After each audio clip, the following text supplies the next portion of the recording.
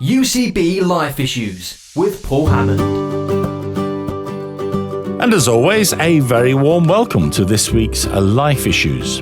Now, I've always found Micah 6 verse 8 a both challenging and at the same time inspiring verse. In fact, I think looking back, I've always, since my early 20s, taken it very personally. What does the Lord require of you, O man, but to do justice, love kindness, and walk humbly with our God? It's a verse that I've quoted to myself, I've preached it in church, I've chunted on about it on the radio, and over the years, I've even dropped it into conversation with a couple of MPs. Did the casting of this particular pearl have any effect? I don't know. But when Micah wrote those words, it was part of a prophecy that was speaking to a very real need for both justice, kindness, and a willingness to surrender ourselves to walk with God. In some ways, a time no different to the time that we live in now. It was a message that rather than sacrifices, God wants a people who will genuinely walk with him. Rather than burnt offerings, he wants a people that will love, kindness and compassion and generosity of spirit for those who are in need. And in a world where injustice seems to wield so much power, that we will do, stand for and speak for justice. But what does justice mean? What's the difference between justice and vengeance? And when we have been wronged, where does forgiveness sit in doing justice? My guest this week to explore the idea of justice has never seemed reticent to stick his head above the parapet, to speak up for what he believed, even if others took pot shots at him as a result, to be a voice for those treated unjustly or whose hurt warranted the salve of being heard and seeing justice addressed. He is the Right Reverend James Jones, KBE, and until his retirement in 2013 was the Bishop of Liverpool. And out of his time there came the seeds of Justice for Christ's Sake, the book that he has published with SPCK. Bishop James, welcome to Life Issues. Thank you very much, Paul. Good to be here. As I mentioned, up until 2013, Bishop of Liverpool, and thinking about the theme of justice, immediately, I don't think you can really think about justice in Liverpool without referencing, especially in recent decades, Hillsborough and the agonizingly long campaign for answers and justice that seemed to become part of the culture of the city, both at the time and now in terms of shaping its attitude towards justice looking forward. You talk about Hillsborough and that campaign in your book. Was your sense and understanding of justice shaped and changed by your time there? Yes, definitely. Although my initial contact was pastoral rather than as an issue of justice, because I became Bishop of Liverpool in 1998, and I was then asked by the leaders of the Hillsborough Family Support Group if I would preside at the 10th anniversary service the following year in 1999. And when Trevor Hicks and Jenny Hicks came to see me to explain this invitation, by the way, this service took place at Anfield every year on the 15th of April. And when they explained it, they also told me all the issues that were outstanding, all the questions that were still unanswered and unresolved. And I could see from that very first conversation that Hillsborough was an open wound, and not just in the city, but across the country, because over half of the 97 who died were from other parts of the country. And of course, Liverpool is an international football club, and the interest is worldwide. And I could see that there was this open wound, and I agreed readily to preside at that service. And from then on, more and more, I became aware of the injustice that was inflicted upon the survivors and the bereaved of the 97. And I wrote a second report after the first report of the Hillsborough Independent Panel, when Theresa May, as Home Secretary, asked me if I would interview the families again and write a report so that their perspective would never be lost and we could change things for the future so that others wouldn't go through the sort of things that the Hillsborough families went through. And we gave the title of that report as The Patronizing Disposition of Unaccountable Power, which is what the families and survivors have really wrestled with over the last 3 decades, as in all innocence, they've asked questions about how their loved ones died and were constantly pushed back and denied justice. And the more I went into it, the more I could see that they were indeed the victims of a grave injustice. But you, of course, were a Church of England vicar. You then were a bishop in other parts of the country before coming to Liverpool. I mean, obviously, you had given some thought over the years to the idea of justice and what that would mean from a biblical and a faith perspective. And I wonder if confronting such blatant injustice and disregard for the experience and the pain of the families of victims in Hillsborough, I wonder if that changed or hardened elements of your understanding of where the lines of just behaviour should be drawn. And what it did to me, Paul, was to refresh my reading of the scriptures. So that when in the Psalms, for example, we hear, arise, God, and judge the earth. And when we hear that truth and justice are in God's hands. And when, for example, Jesus said to the religious leaders of his own day, do not neglect the justice and the love of God. These words began to leap off the page in a way that I'd not seen previously. So my experience of Hillsborough helped me to understand the scriptures more fully. Your book is called Justice for Christ's Sake. It's published, as I mentioned, by our friends at SPCK. And just looking, I mean, when you get into it, it obviously unpacks it, but just looking at the way in which you chart out your thoughts about justice, it does seem to me that your understanding of justice is that it impacts every area of life, including those that are perhaps not always comfortable areas for us to think about.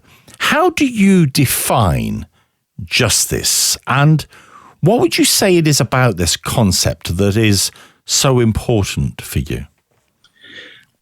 The first thing I'd like to say is that I was nurtured in a faith that put a right and huge emphasis on the personal relationship with Jesus.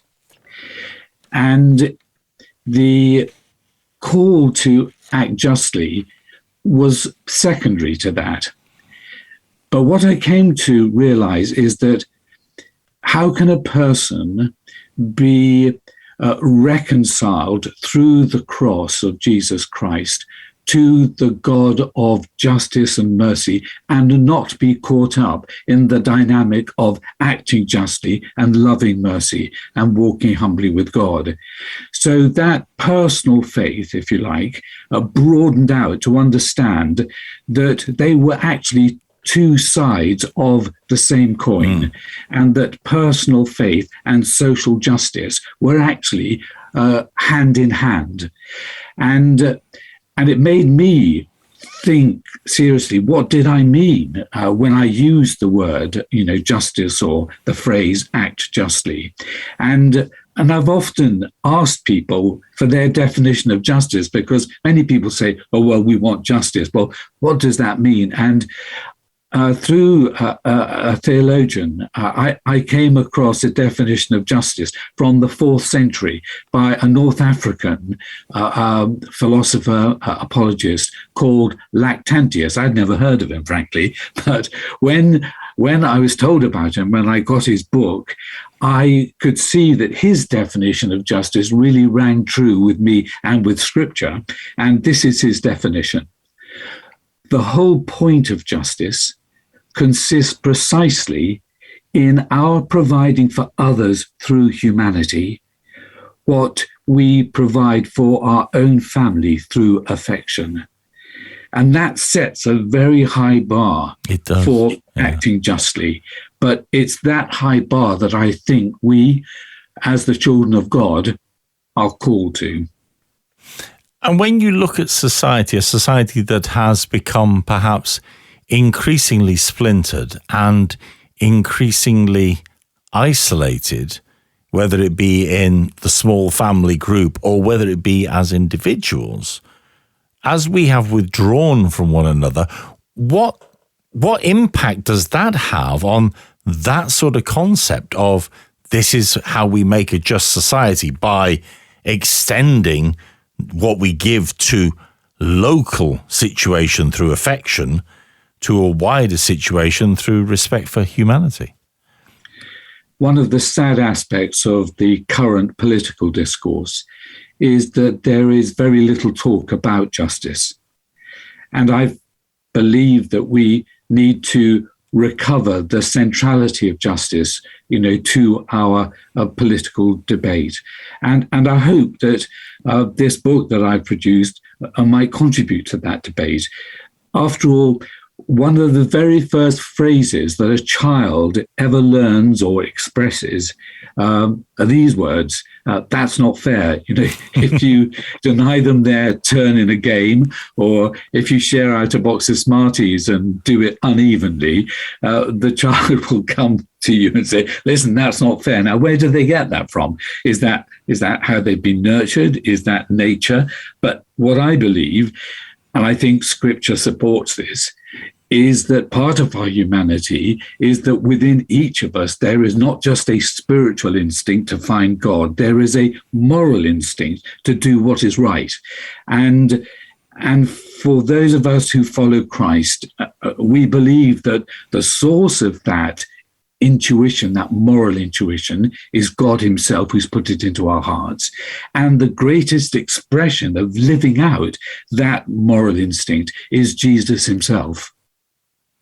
You're listening to UCB Life Issues. I'm Paul Hammond, speaking this week to Bishop James Jones, former Bishop of Liverpool, of course. And we're talking about the subject of justice. Bishop James's book is called Justice for Christ's Sake, and explores the idea of justice and what it means to deliver justice, but what it also means to pursue justice. And one of the points that I picked up from your writings, Bishop James, is this idea of having your voice heard, that we who would pursue justice on behalf of others are being a voice to those who are voiceless and giving an opportunity for people to be heard.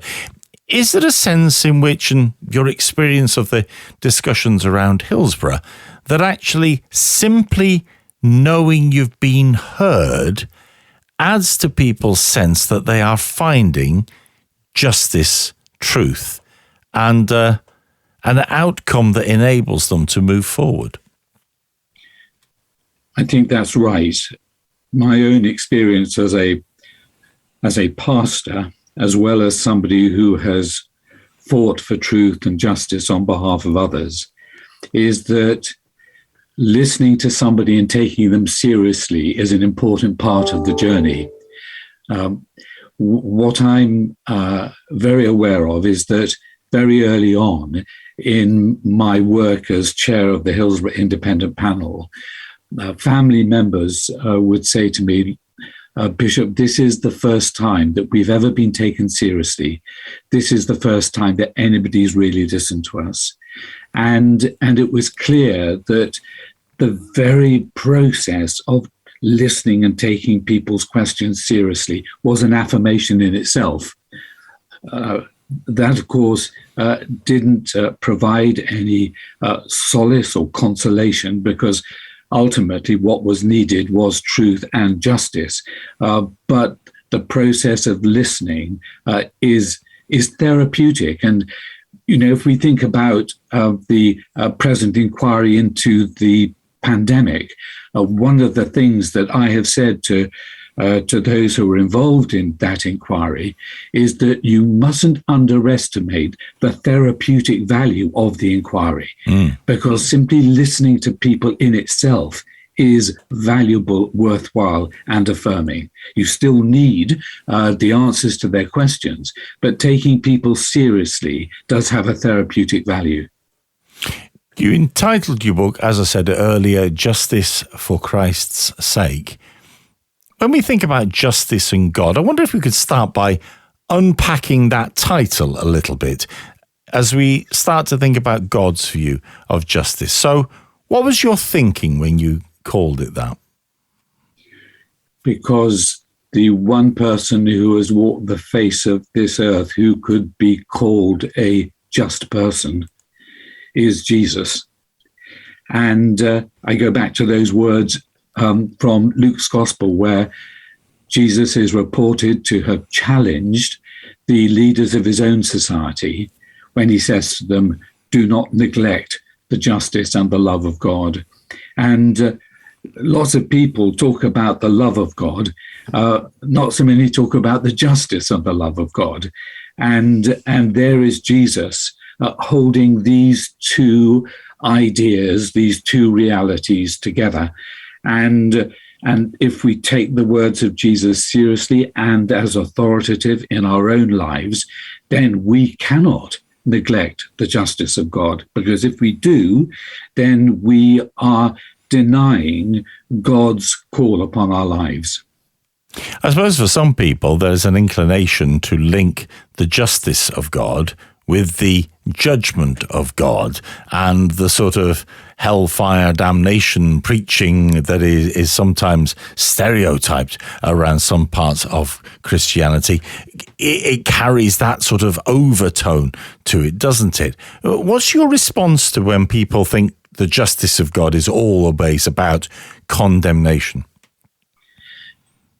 I say that the justice of God is the expression of God's love, not an expression of God's wrath, but an expression of his love. Because, well, look at it this way. If you're a parent or a teacher or a carer, and you saw somebody bullying your charge, you wouldn't say, oh, I'm a loving person, I'll not do anything about it. You'd say, no, it's because I love that I will stop that person bullying this child. It is love that issues forth in justice and in judgment. Love that has to act against things which are evil and cruel and abusive. So, yes, that's why I think it's so lovely to hear Jesus saying, don't neglect the justice and the love of God, because these things go together. And if you think about it even more, God is love, and from God proceeds both justice and mercy.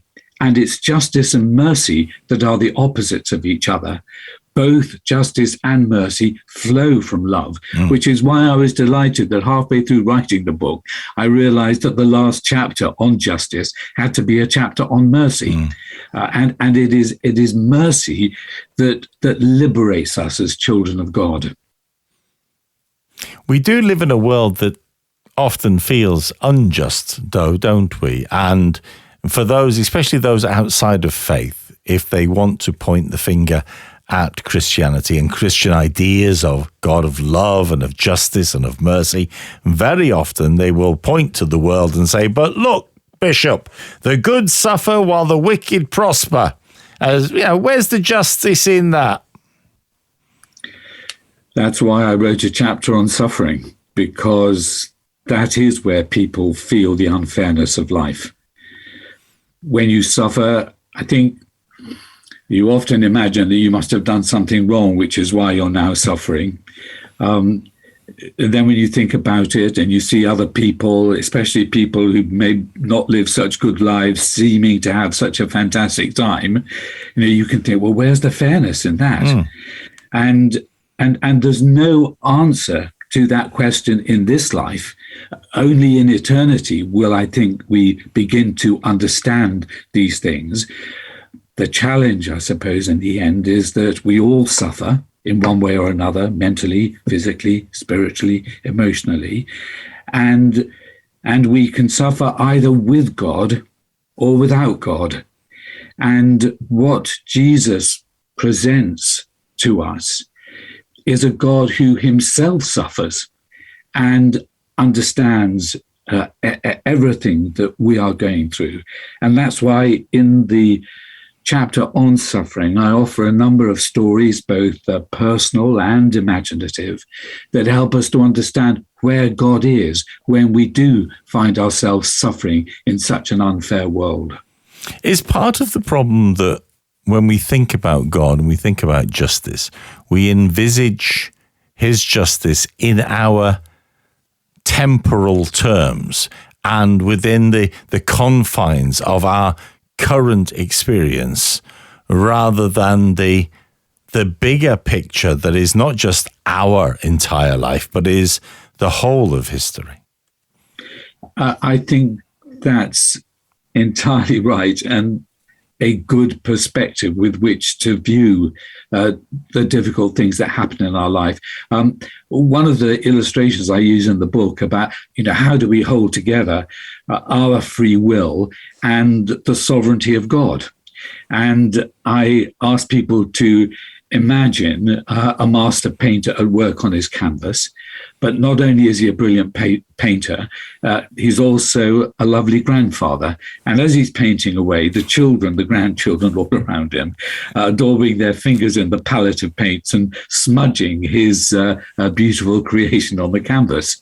But so patient a grandfather and so masterly a painter that he incorporates all these smudges that are planted onto this canvas. He incorporates them all into the vision that he's creating in the paints on the canvas. And instead of shooing the children away, he embraces them.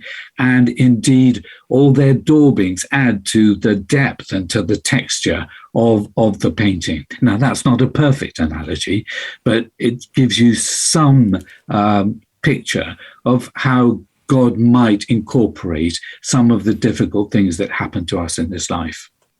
You're listening to UCB Life Issues. This week's podcast is around the subject of justice. Well, Jesus said, do not neglect the justice and the love of God. So how do we bring justice into the world? How do we stand for God's justice in the world? How do we demonstrate the love of God by being that tool of justice for those who have no voice, who are oppressed, who are marginalized in society? My guest to explore this is the Reverend James Jones, the Right Reverend James Jones, Bishop of Liverpool until he retired in 2013. And his recent book, published by SPCK, looks at the idea of justice. It's called Justice for Christ's Sake.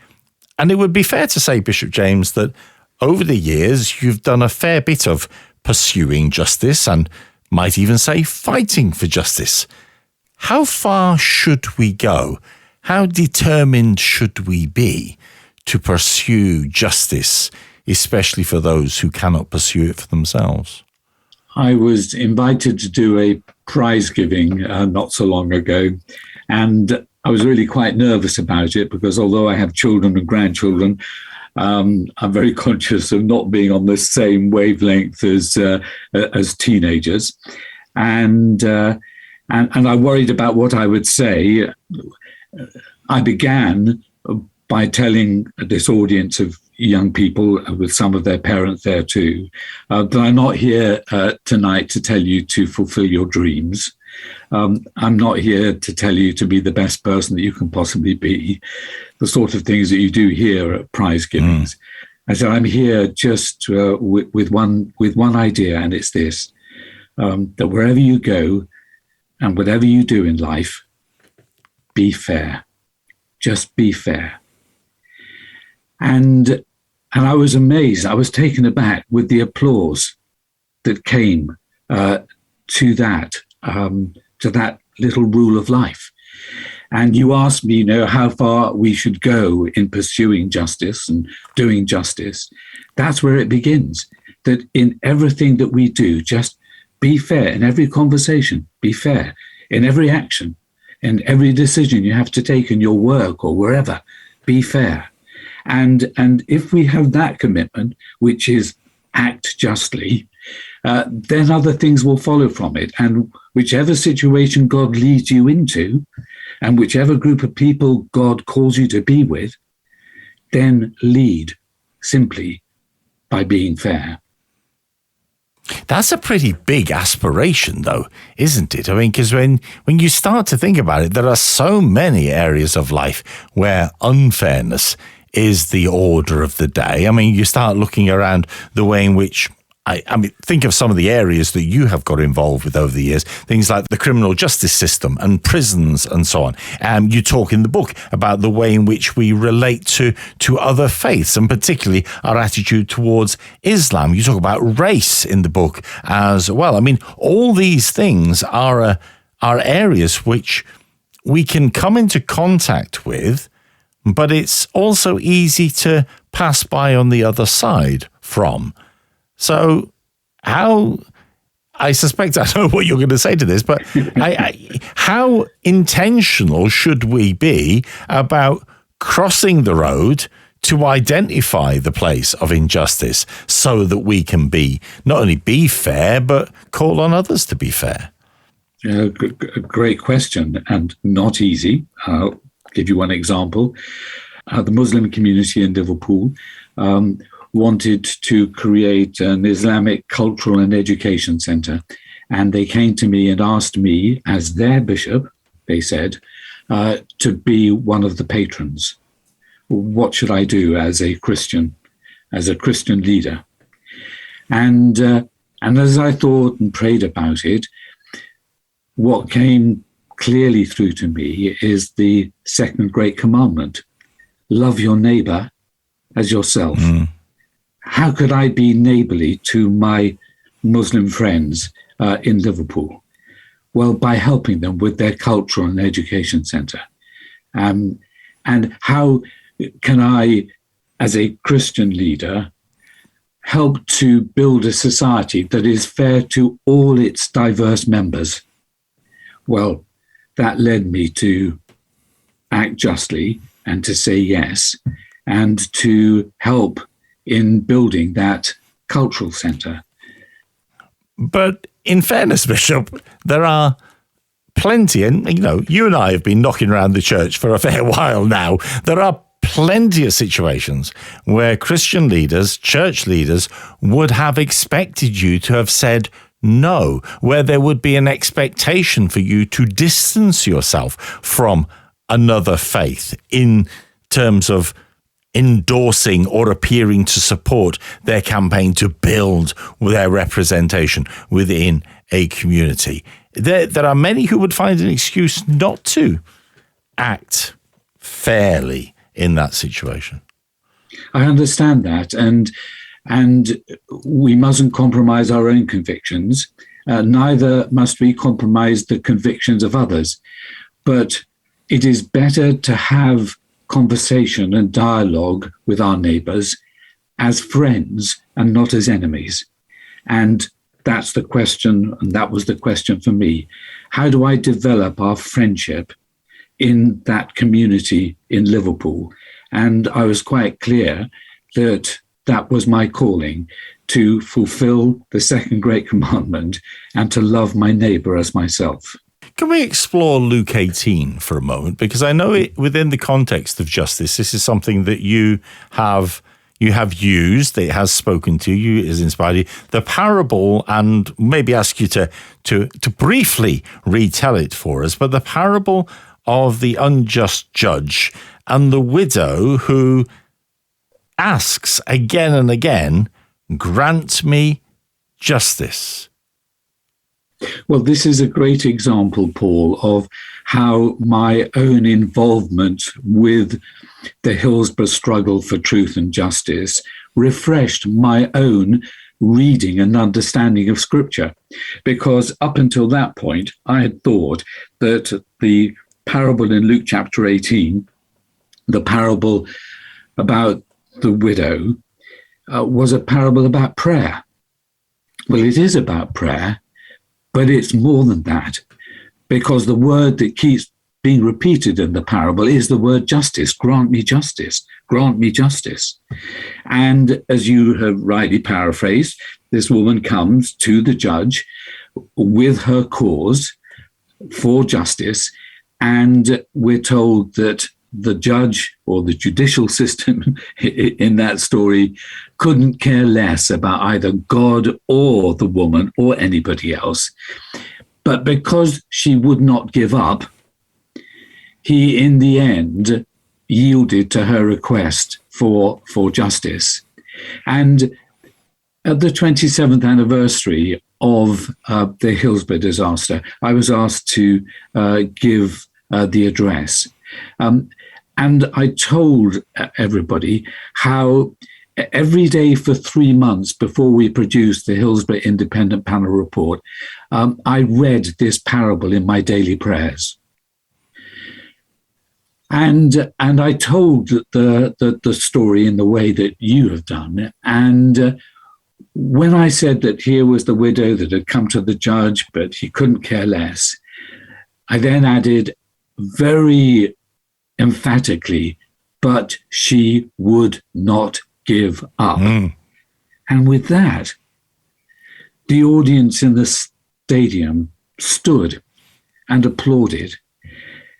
And on the way home, I thought, Lord, isn't that wonderful that 20,000 people heard the story you told 2,000 years ago and cheered because it spoke into their real situation. It was relevant to where, well, it was relevant not only to where they were in that moment, but in some ways, you look back at what happened over the Hillsborough inquiry, you could almost say that Luke 18, that parable, was a template that predicted the way in which inconsiderate state structures would be towards ordinary people. That parable is filed in my heart under the word Hillsborough. And if Jesus had told it in that stadium himself, it could not have been more relevant to where they were, and indeed even to this day are. And what does it tell us about our willingness to see, to, again, coming back to that idea of to cross the road and discover the places of injustice, and to be a voice that doesn't neglect the justice as well as the love of God? We all have different callings in life. We all have different gifts. We all have different opportunities. And you can't prescribe for everybody the same path. But you can say to everybody, the path that we should all follow wherever we find ourselves is the path of justice and mercy. And everybody has to work that out for themselves in prayer and in Bible study. But we should be in no doubt that the calling is, as you said right at the beginning, to act justly, to love mercy, and to walk humbly with God. And indeed, I don't think you can walk humbly with God if you ignore both justice and mercy. In my introduction, I wondered where forgiveness sits in the pursuit of justice. Because there's an interesting element, and again, you reference this in your writings as well as some of the talks you've given around this subject. There is an interesting element about the Lord's Prayer, which looks for the justice, the holiness, the purity, the power, the love of God to come down and be done on earth as it is in heaven. So there's an obvious element there. But there's also this bit about forgive us as we forgive others. And Jesus' comment that if you do not forgive, you cannot be forgiven. So in that bringing of God's justice down to the world, where does forgiveness, how does forgiveness of those who have wronged us, or perhaps sometimes it's even harder for those who have wronged those that we love. How does that fit in? We cannot prescribe for other people when and how they should forgive. We can only work that out for ourselves. What we have to recognize is that when people are badly hurt, when we are badly hurt, it is right to react with anger. If somebody you love has been badly hurt, there is such a thing as righteous anger. And if people have suffered a grave injustice, it's right for them to be angry. And indeed, I don't think that we would have seen social reform in the past and today if people didn't get angry because of what was done, to them. But I'm very conscious too that when we look at Jesus on the cross, he did not say, when being crucified, I forgive you. He said, Father, forgive them. And the truth is, well, I speak personally now. Sometimes you can be so hurt and feel so indignant at the injustice that you cannot with honesty say, I forgive you in that moment. But you can pray, Father, forgive them. And I feel that example from the cross is full of human understanding. And I remember doing a series of broadcasts for Radio 4 called The Bishop and the Prisoner, in which I met with offenders and people that had been offended, victims. And I interviewed one woman who had been raped and nearly murdered. And she talked about forgiveness. And this phrase has stayed with me ever since, when she said, forgiveness is fluid. And she's absolutely right, because there are moments when you can feel compassionate and forgiving. And then other moments, perhaps when the incident becomes very vivid in your memory, where it's difficult to say, I forgive you. But we know that we're all on a journey of being forgiven and forgiving. And indeed, the Christian faith is a community of the forgiven forgiving. But it's a process, it's fluid. It's not, I forgive and it's all forgotten. It's a journey that we're all on. And it's a journey by people who know the power of being forgiven. And out of that power of being forgiven, seek the power to forgive. And when you crossed the road into the whole sphere of the Hillsborough inquiry and the campaign for justice and the campaign for answers and the campaign for an acknowledgement of the levels of hurt that people felt, and indeed the whole city seemed to carry as a sense of identity.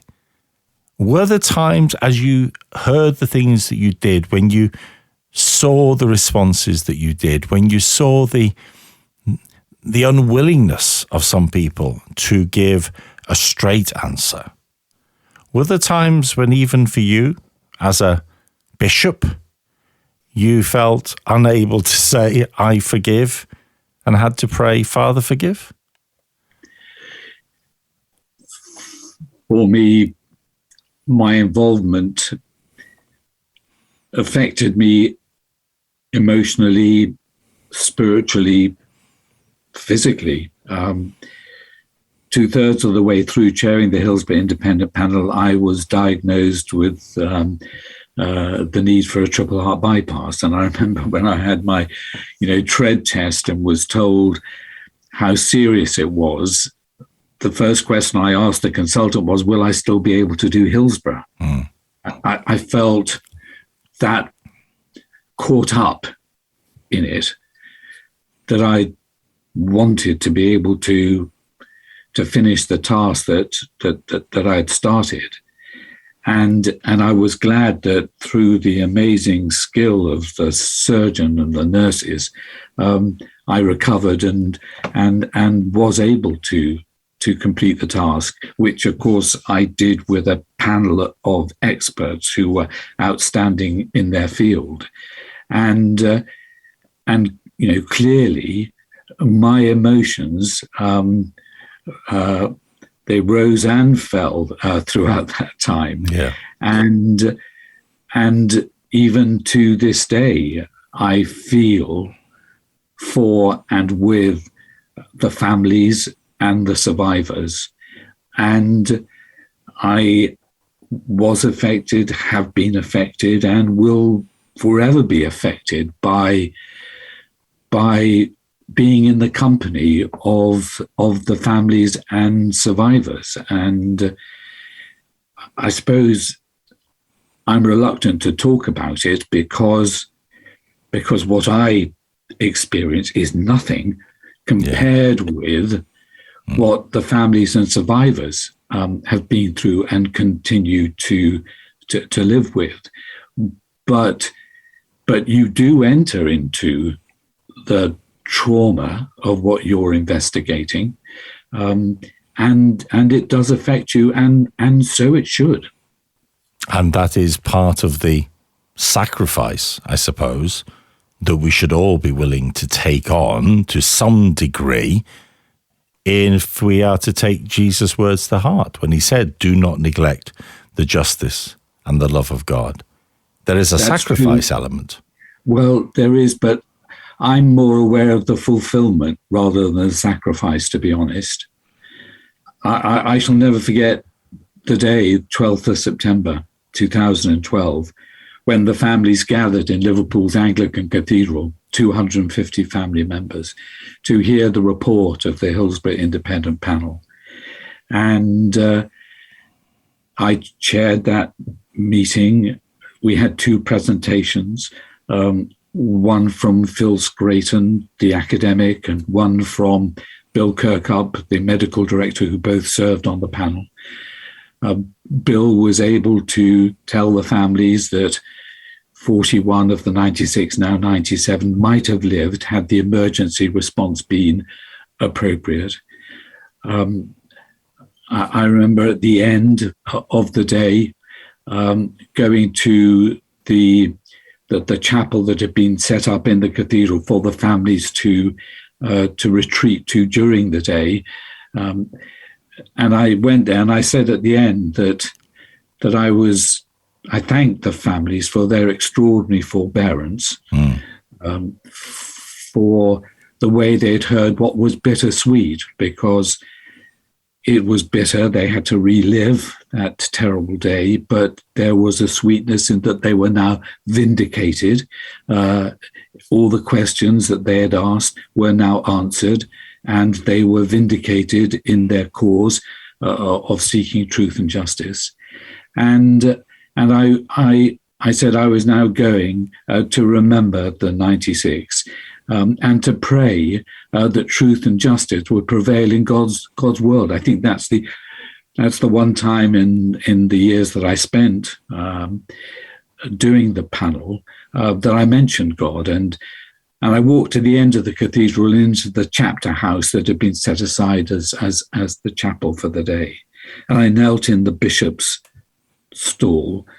And for the following hour, most of the family members came into that chapel to stand or to kneel or to look at the book of remembrance or to look at the candles that were lit. And tears welled up in my eyes as I saw the families do this. And I then had a profound sense of gratitude that it was here in the house of God that truth was calling out to justice. And in that moment, I can't find the right word, but it's something about fulfillment of my own calling to be the Bishop of Liverpool, that here in the house of God, where else should this happen but in the house of God, that truth called out to justice.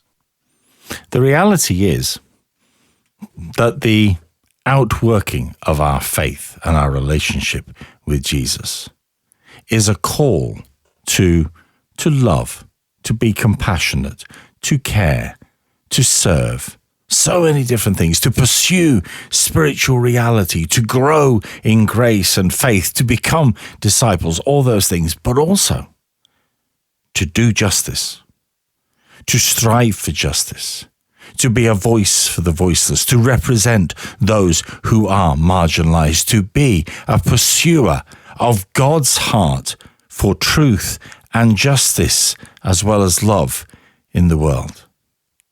If Jesus said, as he did, that we should not neglect the justice and love of God, that we should bring his kingdom into people's experience in this world, and part of that is seeking justice, then surely it falls to all of us to be a person of justice. What does that mean? Well, as Bishop James said at that prize giving, it means to act fairly, to do in fairness in all the dealings that we have.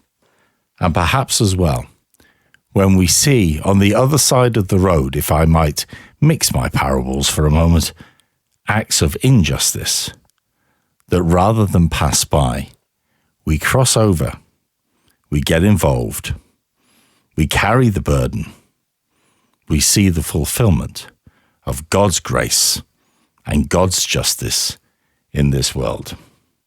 Bishop James's book is a great read that introduces us to these concepts and carries us with an opportunity to see them played out in our lives. It's called Justice for Christ's Sake, published by SPCK. And Bishop James, it has been a pleasure and a privilege today to talk with you about it. Thank you for joining us on Life Issues. Thank you very much, Paul. God bless you and all your listeners too. Thank you. You've been listening to UCB Life Issues. My thanks to my producer this week, Rachel Gillies. Life Issues is, of course, a UCB production. I'm Paul Hammond. Why not join me next week for another one? Ta-da!